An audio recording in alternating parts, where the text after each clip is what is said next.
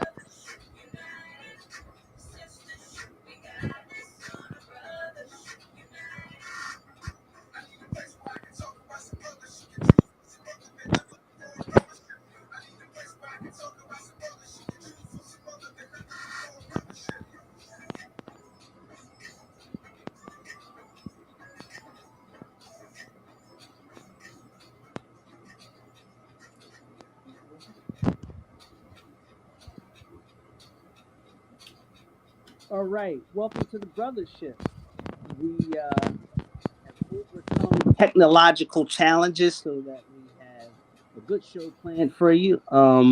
Terry is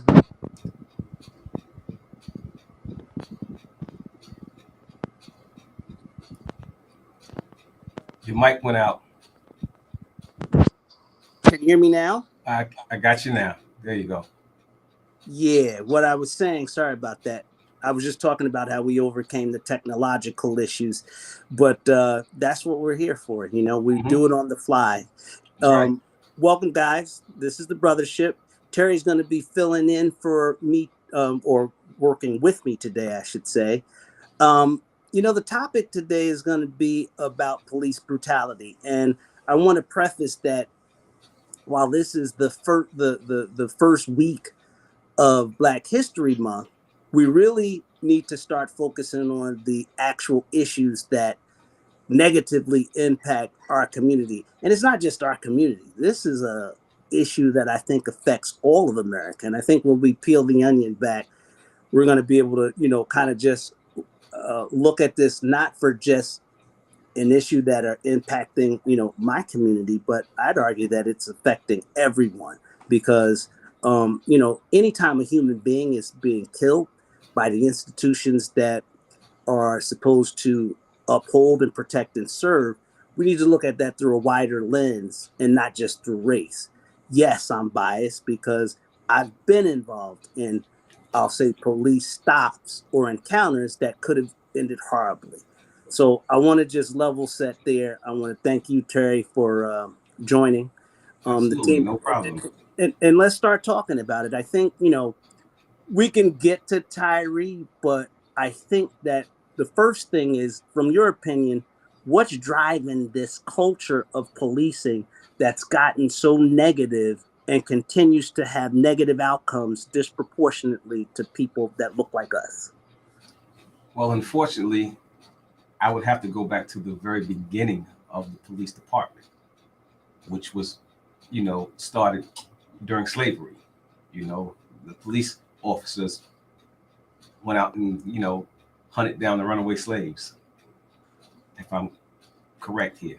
And it's a culture that's that's hundreds of years old. You know what I mean? So when it comes to us and police, it's just a culture to be brutal as brutal as you could possibly be. So with that being said, it's a culture in policing that has now crossed over all racial lines, where the brutality is just prevalent upon any and everybody.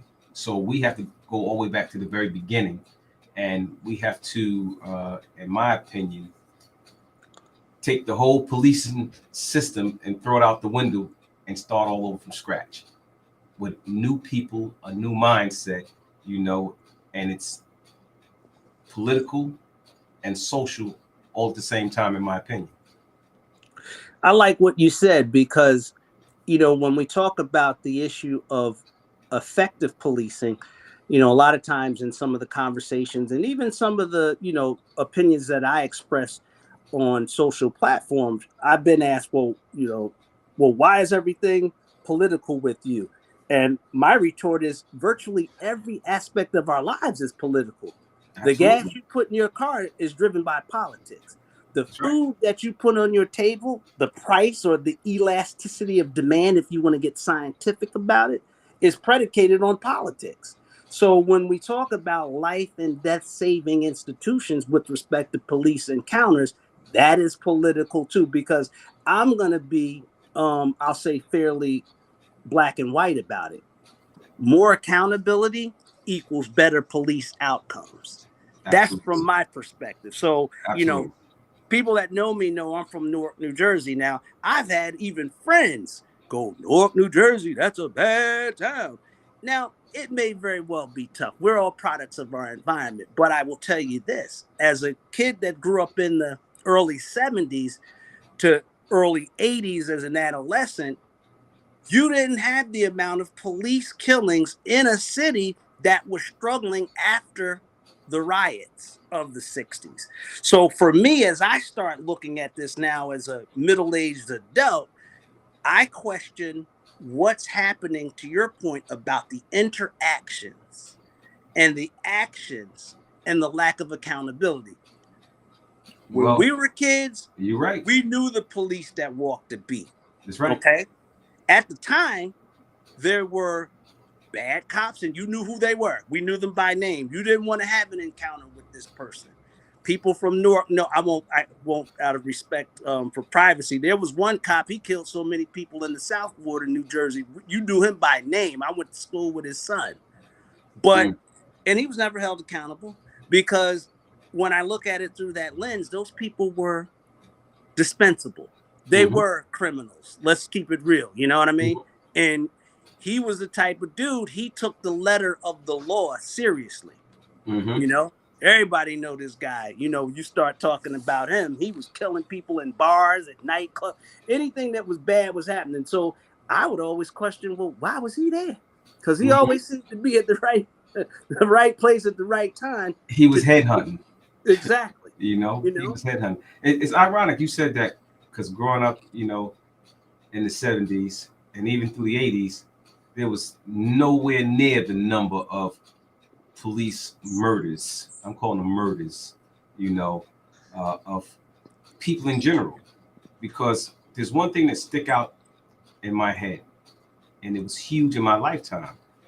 It was a young fella that I knew him. He wasn't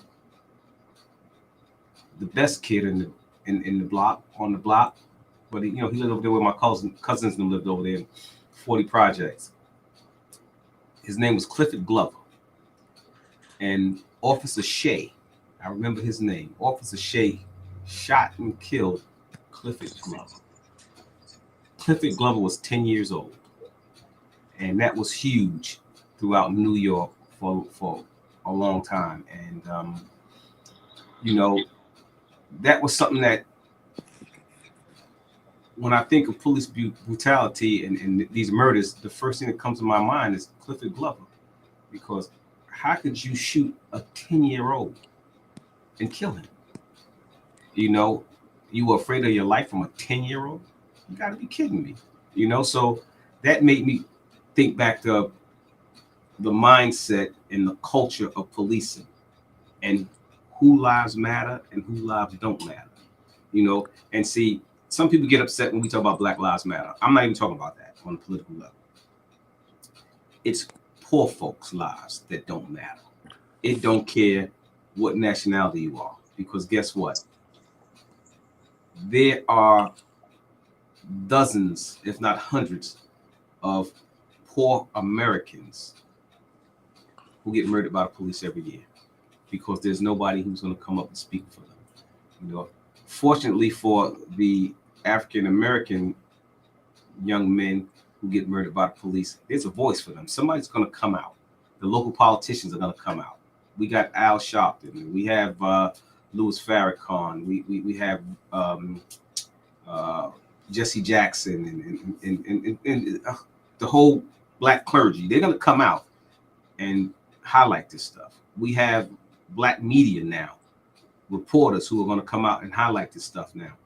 But when you think about it, there's so many people. I watch all those police shows, right? And there's a lot of crooked cops out here, man, police officers. And if there's nobody that's going to speak up for you, they will murder you. They don't care. You know, it's just as many white men are being murdered by the police as there are Black men. The difference is, I think when white men are killed by the police, it's easier it's swept under the rug a lot easier than it is for a young Black man to get murdered by the police, because we're going to come out and protest.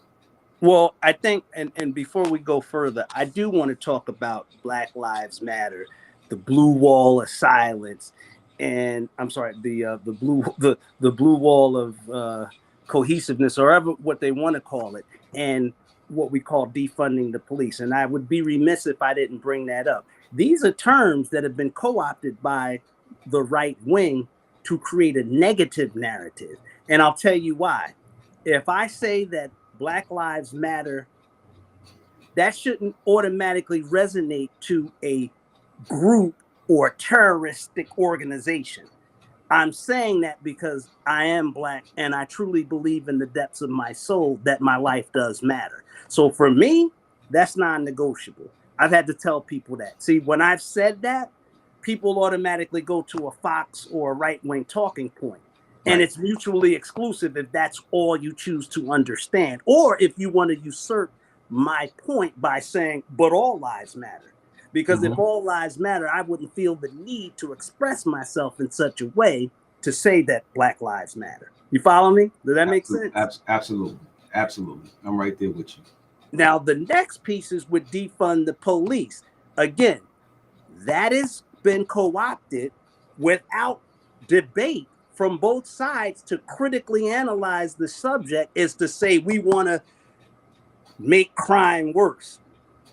That is so surface and lacking in intelligent debate that I don't even engage with people. I'm beginning to get to a point when we start talking about critical thinking. In order to have a debate, you have to have two sides of equitable intellect to have a meaningful conversation. So if you automatically have made up in your mind, defund the police means bankrupting or allowing more crimes to occur. By the way, in the most disenfranchised neighborhoods, my counsel to you is don't waste your time. When we talk about defund the police, we're talking about re-imaging how the funds are allocated to optimize outcomes. For example, if someone is having a mental episode, why do you really need the police to come there? Because if they don't know, they have the shield of qualified immunity to suffocate them, to harm them while they're trying to subdue them. rather than coming up with understanding, how the call's coming in. What are the actual circumstances that surround the episode that they're going into? And by the way, what do they do in mental institutions where people that have schizophrenia or other type of episodes, how do they manage them? They don't have police on site there. So that's where I think, from a collective, we've got to start challenging these co-opted terms because they continue to be co-opted. And that's why, dare I say, we don't have the support that's needed to get behind it across. Because again, like I started to show, police brutality shouldn't just be a black issue. It should be a human issue. It's a human. Actually, it is a human issue, because us being black men, at some point we're going to be tribal.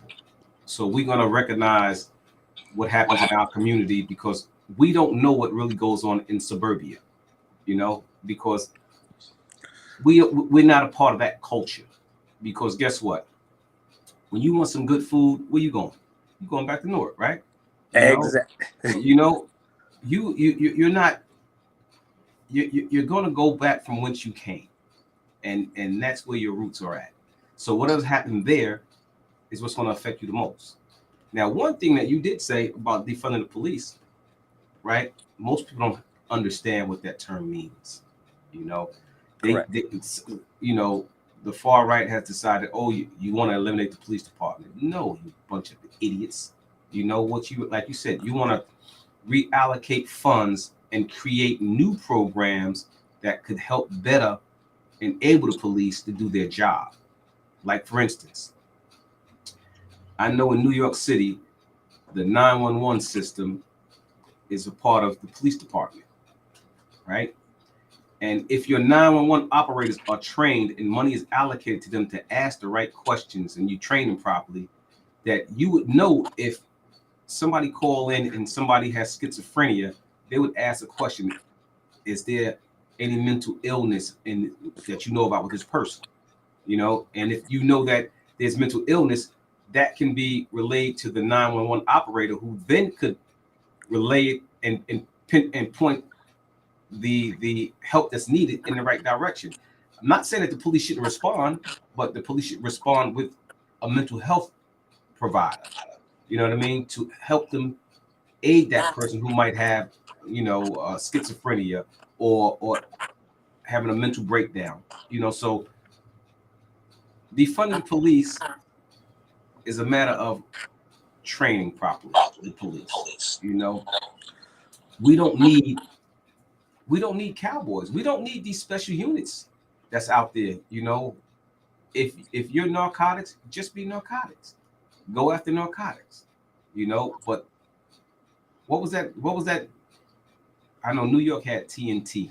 TNT was like I don't know what it meant, but right. Well, in LA you had Rampage. In Newark you had the Jump Out Boys. In Memphis it was the Scorpion Team. So all of these, and this is in my opinion, are jackbooted thugs under the shield of qualified immunity that are cracking heads. Now I'll tell you again, and if I but let me ask you, what does those units signify? What do they mean? What is their purpose? Allegedly to curb crime in violent areas, but where my point is that show us the empirical data, and the ends don't justify the means. Because if you're killing people in order to curb crime, the data doesn't suggest that those actions are doing just that. You follow me? Well, that's not working. The thing is, ComStat. I remember that term, ComStat, where they would get together and then compile all this data of all the crime that's going on in all these major cities, right? Have they ever put together any information gathered by these units and put it out there publicly to say what the impact was? No, but I can tell you this, and let me just share this with you, and I'll give you an example of how ComStat is part of a bigger issue.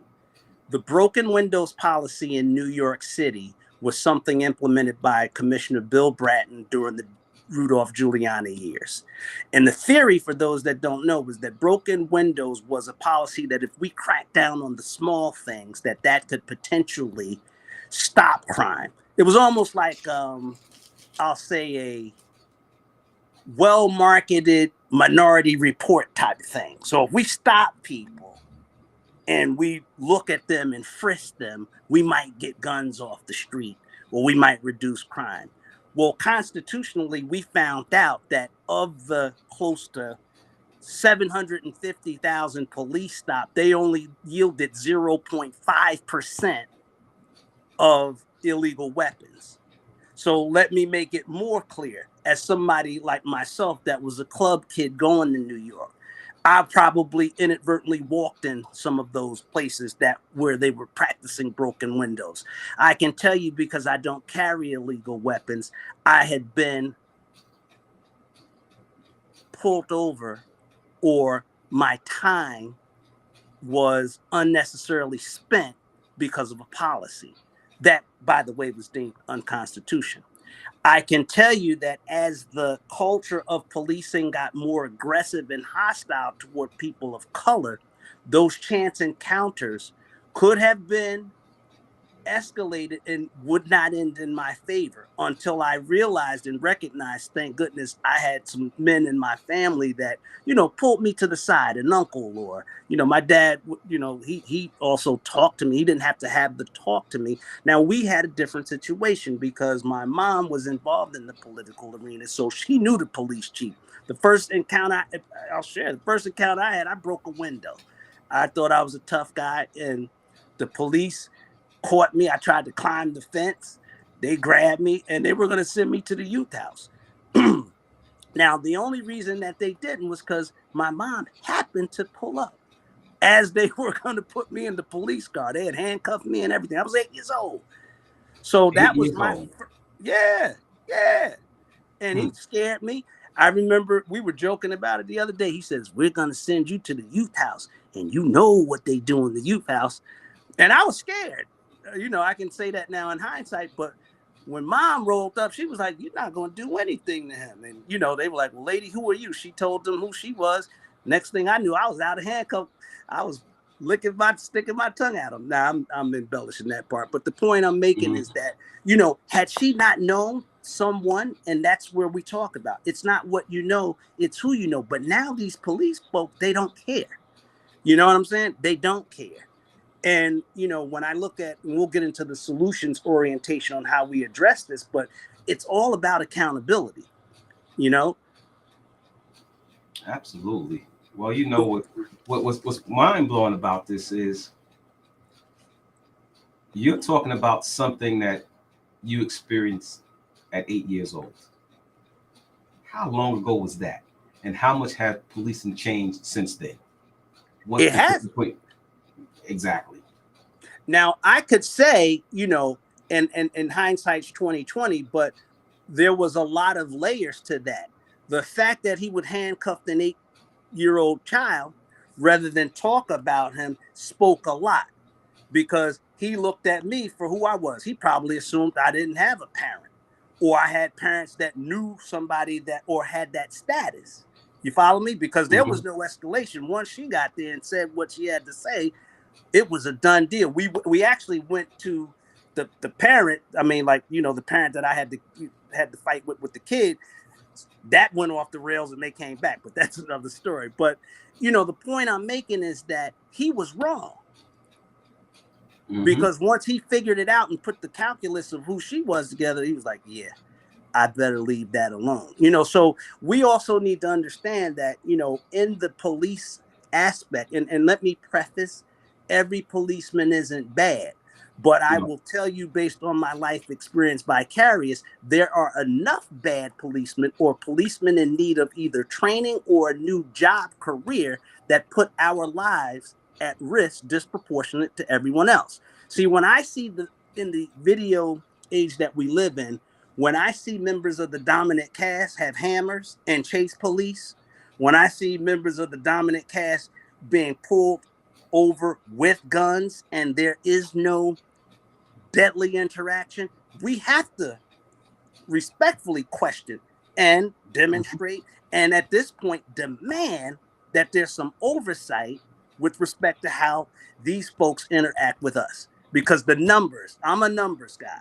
Empirically, it's not adding up. You shouldn't be able to take a mass murderer to Burger King to have a burger after he's committed a crime. You shouldn't make an excuse for someone whose explicit intent is to do harm and be able to subdue them, whereas a young man that gets frightened because he's pulled over, flees, and then you shoot him in the back.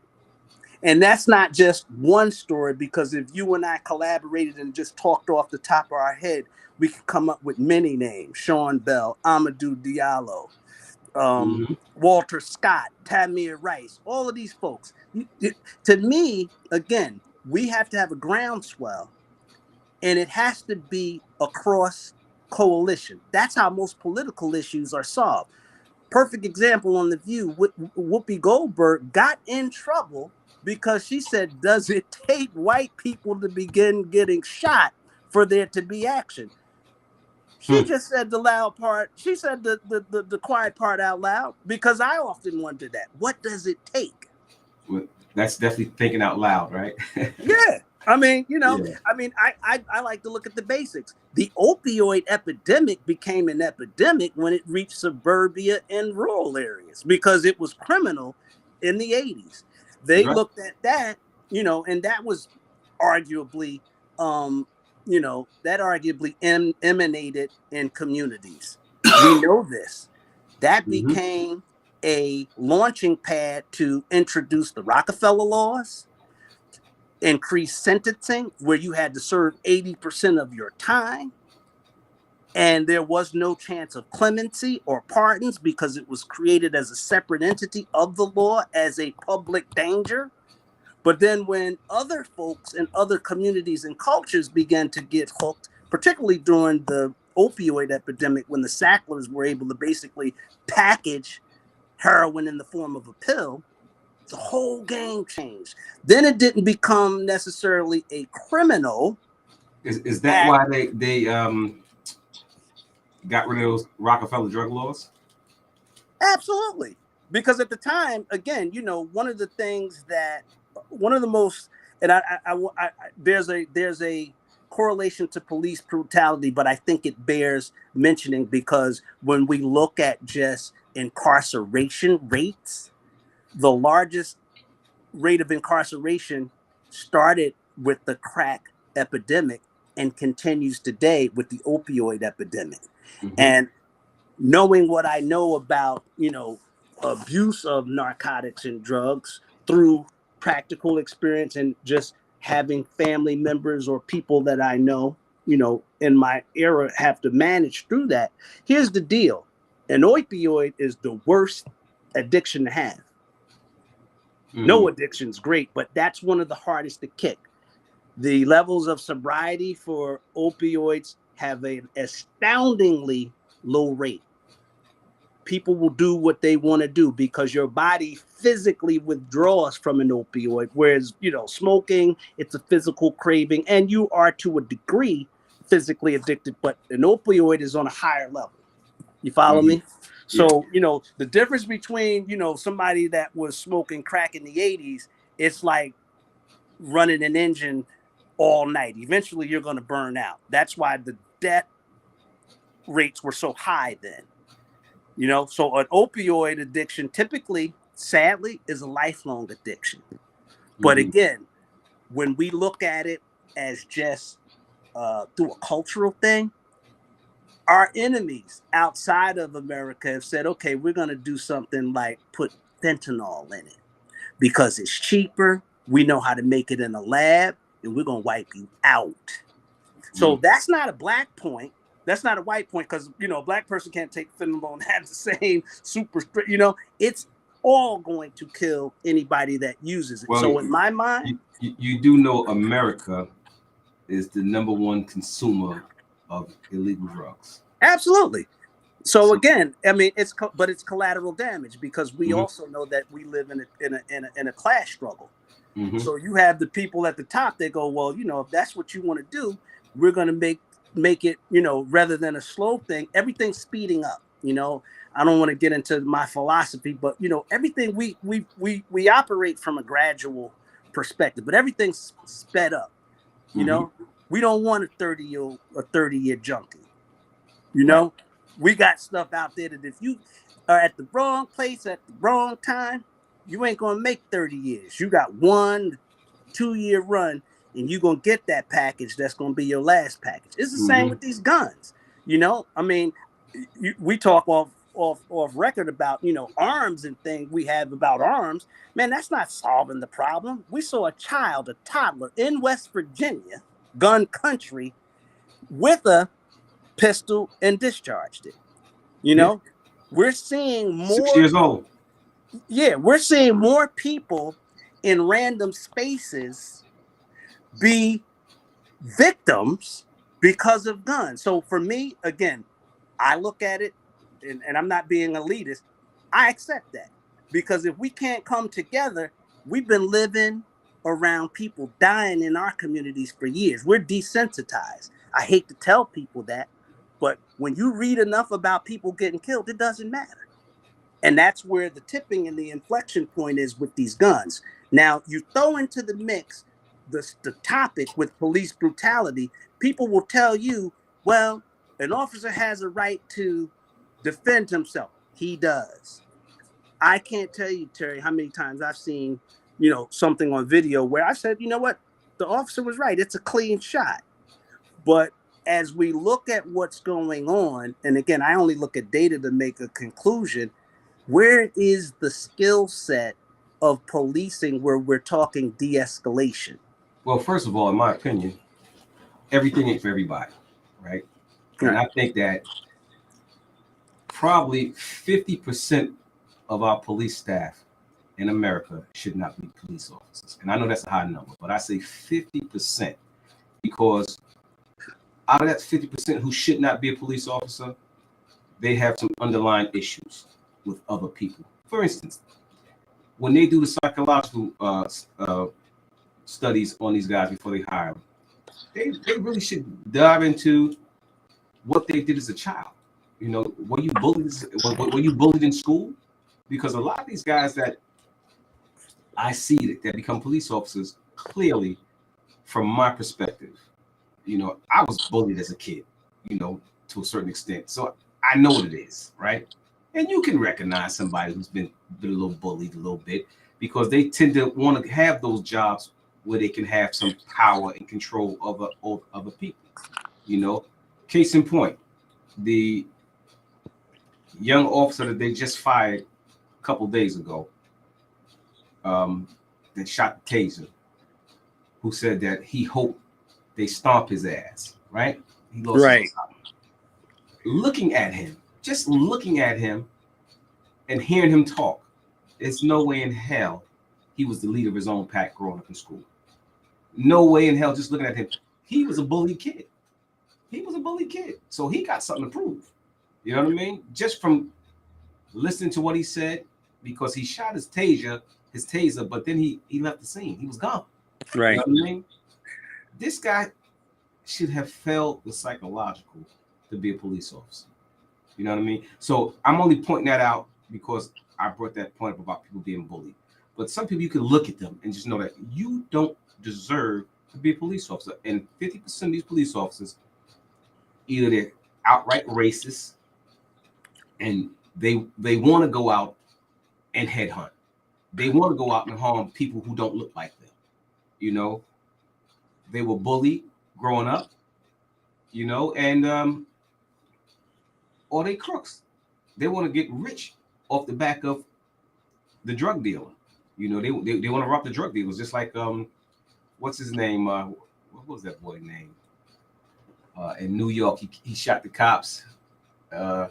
Larry Davis. Larry Davis, right? Exactly. You had a whole. he came through North, by the way. That's why I know, because they tried to corner him in the projects, and he got. Is that where he was originally from, North? No, I don't think so, but he was through here because I remembered. I mean, that was in what, the 80s or something. Yeah, He but you remember how you had a whole segment of the New York City Police Department who were robbing drug dealers. Oh yeah, and spin big. taking the drugs that they stole from drug dealers and gave it to other drug dealers to sell it for the money. Well, right. So how did they become police officers? Right. Who's watching? What is the internal affairs doing? You know, who's minding the store? Yeah.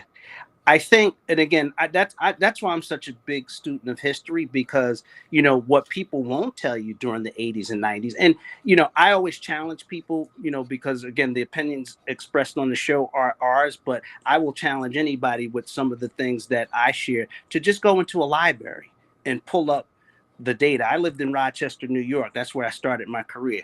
And without getting into specifics about an encounter I had, I was so angry because I'm a professional.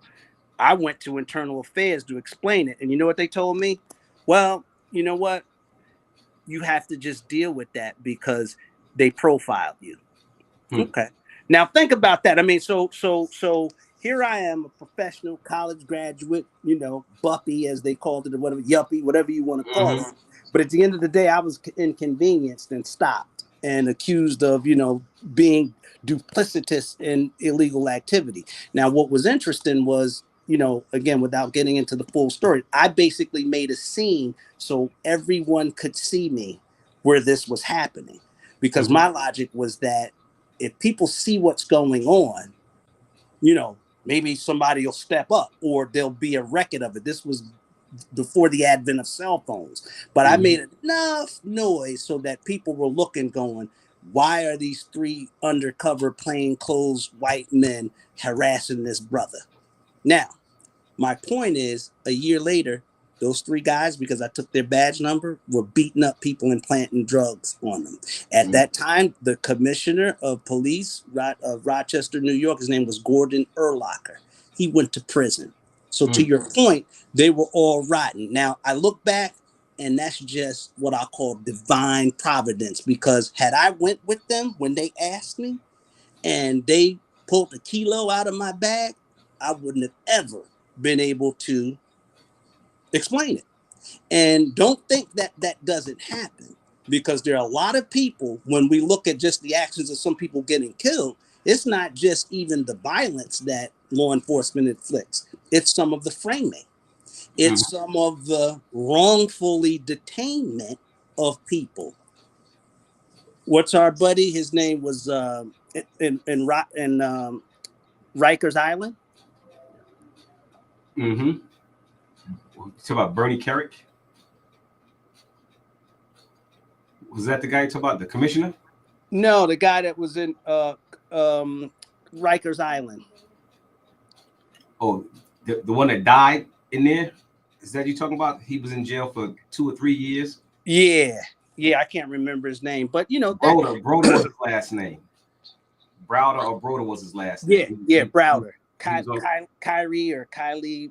Yeah, Browder. He was on Rikers Island for, I think, knapsack. Knapsack. Yeah. You know, so those are the things where I'm saying, you know, we have to address. Now, before we talk about Tyree, I'm going to say some counsel to whoever is young and impressionable, or somebody that just doesn't know. I was just sharing this the other day, and it could save your life. You know, number one, we have to be smarter.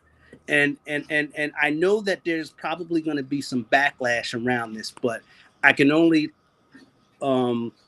validate what I'm going to say is that through American history, we've always had to take the burden and be morally superior and do better to prevent these things happening. Because I'll be very transparent. I don't have any faith that, you know, laws alone are going to fix this. So when I say that, it's one of those things that I was taught as a kid. You don't have to like it, but you better understand it. So I want to share this to the audience, how you can stop or prevent the probability of having a negative outcome with a police encounter. And I speak for years of having to deal with this. You know, I've not committed a felony So I think I could speak from experience. If you get pulled over by law enforcement, number one, be humble. Mm-hmm. What we see and what we know is the first defense that the public is going to give is that you should have complied. Mm-hmm. But when you are stopped, be humble. One of my things that I've learned and how I've rolled that has been favorable for me is if you get pulled over and you have nothing to hide, because some people are riding dirty, let's keep it real, then you are it's a whole different discussion. You have a whole different set of decisions to make if you are breaking the law. I'm talking about somebody just coming home from the fish market, somebody just spending time with their family. If you get pulled over at night, cut your dome light on. That's right. When you get pulled over, roll down your all the windows windows down. That's right. Put your hands on the steering wheel at 6 to 10, because if you do that and he is a well-intentioned officer, he's going to see that as a signal that you're trying to protect his safety. Mm-hmm. Number one. So again, to make it simple, if you have nothing to fear or you haven't done anything, you start there. Now, if he has bad intentions, far be it from me to tell anybody what to do, but I would suggest if you see it going wrong, some of us may have to be prepared to spend the night in jail, because fleeing is not an option. I always make it simple. If you don't have a firearm and you're dealing with somebody with a firearm, whether he's a crook or a police officer, he has a distinct advantage. That's right. And you can't be a hero, because a hero ain't nothing but a sandwich. If you get shot, we're going to read about you. Then they're going to do the character assassination. So anything you did before is going to be used against you while you can't even defend yourself. So this person can walk away. So I'm just telling the audience, we have to think. See, know what? Most people don't even remember that back in the 60s and 70s, there was the Green Book. That's right. Out. The movie. Yeah. Well, remember, that was the Savior movie that they made about Don Shirley, and his family didn't even co-sign for it. And I just want to go off script for a minute. You know how I knew that was fiction? When they had that brother say he never tasted fried chicken before. But I digress. Yeah, right. How about that? Come on. But again, the Green Book, its origin, and I remember seeing that on Aunts and Uncles, because my people are from Alabama and Virginia and North Carolina, respectively. You saw that Green Book, and I remember saying it was in the house. Yeah, that was where for those of you that don't know, that was a telephone pages, for lack of a better term, for people of color, specifically African American, because once we passed that Mason-Dixon line, you had segregation. People could tell you, like the man in Idaho told this one sister, we ain't serving you gas. She got $1 million. By the way, I wish somebody would tell me that they wouldn't serve me gas for $1 million. I'd go to Tuscaloosa, Alabama at night at a University of Alabama game for somebody to tell me that, $1 million for telling you that you can't get gas. But this is how some people think. Yeah. And we have to stop believing some of the narratives that are out there. 5 years ago, I said in my post, the new racism is denying that it exists. And everything we're starting to see, and I just want to use this as a wake-up call for people. That term woke, again, is all of a sudden being co-opted to mean a negative thing. I'm not a churchgoer, but a spiritual awakening is one of the most transformational experiences that you could have as a human being. So anytime anybody's telling you that being woke or having an awakening is a negative thing, they bear watching. Trust me. Because the opposite of being woke is not positive in any stretch of the imagination. Something, Darren? What saved me a lot?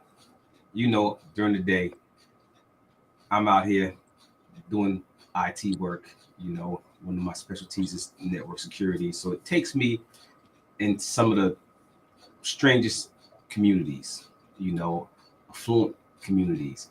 Just the other day, I was in Warren, New Jersey, right? And I got pulled over, right? So, and it's, I want to say 10 o'clock in the morning. Guy pulls me over. He tells me, you know why I stopped you? I said, no. He said, you got off, I think I got off 287. I don't know if it was 78 or 287, whichever runs the Warren over there, right? Just on the other side of Warren, Watchon. You know the area I'm talking about, right? Yeah. I have a good friend that lives there. Yep. Right. So he tells me, he pulled me over. I failed the signal, was one of the things that he said. So I said, okay, all right, I failed the signal. All right. He asked me for all my paperwork. I gave him all my paperwork. You know what stopped him from giving me a ticket? What has baffled the police for the last, I want to say the last 20 years with me? It's been my vanity license plate. The license plate on my car says Karma, right? So you know what this police officer tells me? He said, I'm gonna give you a warning, but I gotta tell you, I really like your license plate. You know what I mean? Because he thought about it, he read it. The license plate said Karma. So he thought about it. And I believe over the last 20 years of me being stopped in some of the whitest of white communities, and I don't mean that in a negative sense. I didn't belong there in their eyes. I'm stopping you because you don't belong here, and not to mention you got out-of-state plates and you're driving slow because you're looking for an address, or you're following, when you're following your GPS, the way you drive, you drive a little more intently. You know what I mean? They could see that, but it was because my license plate says Karma has saved me more times than I can remember, because some of these men had to think about it. They may have grew up in church. They might have a Christian life, but they always seem to mention my license plate to me when they decide to give me a warning. How about that? Well, that's a great, I'll call it, potentially life-saving story. And it's something, again, thank you for sharing. I got to give you one of mine. And this was a few years ago. I was traveling 80 west going home. I was coming from a meeting, a business meeting of some sort. And I got pulled over near the Scott Run exit. So those of you that are familiar with the area, that's where the one of the malls in about a crossing. Yeah, correct. So the guy pulled me over. He was training someone, and again, no training's better than doing what you're supposed to do, which is pull over suspected drug carriers. So the guy pulls me over, okay, and I happen to have my fishing gear in the back, and I know I didn't do anything. I know I didn't, because I just, at that time, it was around 11 o'clock in the morning, and I was going the right way. I know it. So he pulls me over. Now, that's one thing we have to always understand, particularly those of us that are older. Look at your experience. I have the numbers. I've been stopped probably 44 times, and I've only been guilty of 3 traffic offenses. So the premise of probable cause doesn't work with me, because I have the data. But anyway, so he goes, do you know why I stopped you? When that happens, basically, don't say anything, because they're going to tell you in the first place. The less interaction you have, you don't have to be negative, but they're going to tell you, because that's a leading question that if you're not on your P's and Q's, you're probably going to be defensive. And that's all that starts. It's all in the interaction. So I didn't say anything. So he says, you made a left and a right lane. I was like, I don't think so, officer. I said, I don't think I did, officer. But he's telling the other guy, they're looking in the back seat of my car. They're not really looking at me. So automatically, I know that they're looking to see if there are narcotics or any type of inclination to search the vehicle. So what was interesting, he asked for license and registration. He asked me where I was going, which theoretically was none of his business. Asking me about my whereabouts actually has no consideration for a traffic infraction, a potential one. But I started telling them when he asked me what I did. And I got very detailed about what I do for a living. And I made sure that I was very detailed. And he looked at me, and as I articulated, it was clear he had no clue. So I knew I was clean. I got it back. He didn't even give me a warning. But I remember the parting words, and I'll never forget it. He said, you're one of the intelligent ones. I'll let you go. Now, Wow. Now I could have been angry. I could have said something. But the moral of that story that I want to impart on anyone that has that, it wasn't humiliating because it was true. I am one of the intelligent ones. Mm-hmm. But the moral of the story is that you can never let your emotion usurp how you have these interactions. Because again, I liken police encounters like Forrest Gump does a box of chocolates. You don't know what you're going to get. That That's man right. might have a bad day. He might be a punk. He might be unqualified. He might be a racist. He may be under pressure to make an arrest. There's so many variables that you don't have control over. You have to be willing to accept. Like I said, I've spent the night in custody because at the end of the day, I'm not going to try to run. I No. said something that was not probably kind, and I meant it. And if that meant that the next day I had to wait and get in front of a third party to arbitrarily understand my point of view, I'm willing to do that. But we have to start thinking, and that's the message to the youth. An older African American will tell you, I've seen people be subservient. That's not my nature, but I understand that through this lens because we're trying to get through these interactions as safely as possible. At the end of the day, I want all of you that are listening to get home safely. That's the number one priority. Nothing more, nothing less. Well, let me ask you a question. Why is it that when the police pull you over, they ask you for your credentials, your driver's license, your registration, your insurance card? Once you produce your driver's license, registration, insurance card, and everything's valid, what is then the purpose of them asking you to exit your vehicle? What's the purpose? Well, I mean, all I know is if you're asked to exit the vehicle, you're probably going to jail. So I mean, I think that But what I'm saying, but your driver's license is valid, your insurance is good, your registration is good. What is the purpose? Because the reality is, once you exit the vehicle, now they got the right to say you resisted. Right. Oh, I get what you're saying. I get what you're saying. Or you attempted to run. Because well, see, that's a policy. I'd argue, and I guess every jurisdiction is different because I'd argue that, again, if they're asking you to randomly exit the vehicle without any other questioning behind it, because again, what I do know, again, based on my experience, they're asking questions to see if you exhibit any nervousness, if you begin perspiring, if you start stuttering, because the fact of the matter, particularly on the corridor that we live in near the Poconos, there are a lot of drug trafficking activities going on. So I already know that.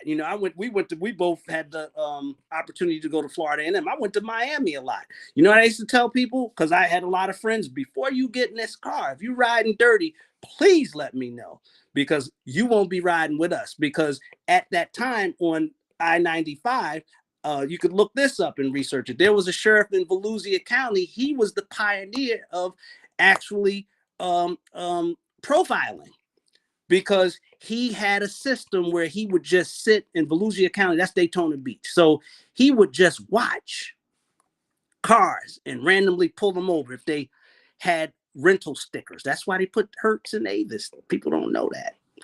If you were between the ages of 18 and 27 years old and you had fat trunk gold, as they used to call it, gold teeth, if you were driving actually close to the speed limit, they would watch you.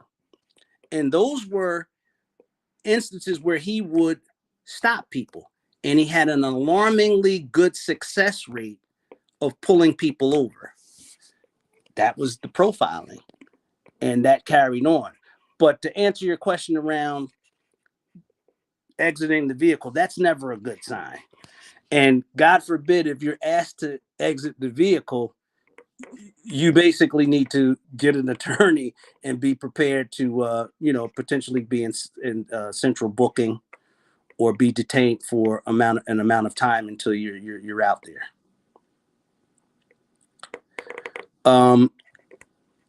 We're still live on the restream. I'm not sure if there was an issue with Terry being disconnected. So I'm going to give it a minute. And in the interim, say thank you guys for joining today. I hope that what we shared was entertaining from the standpoint of how we delivered it. But more importantly, I hope that it was informative. Police brutality is real. You know, we have to look at it from where it comes from. We have to look at the victims who are impacted by it. But more importantly, we have to coalesce as a people, as all human beings, to address it. We need the police. Let's keep it 100. No one is saying that the police should not be in existence to uphold the laws, that we all should be held accountable. We have to demand that there is accountability and compliance. Qualified immunity was something created by the labor unions to help shield accountability. Because if a doctor, I have a good friend that's an anesthesiologist,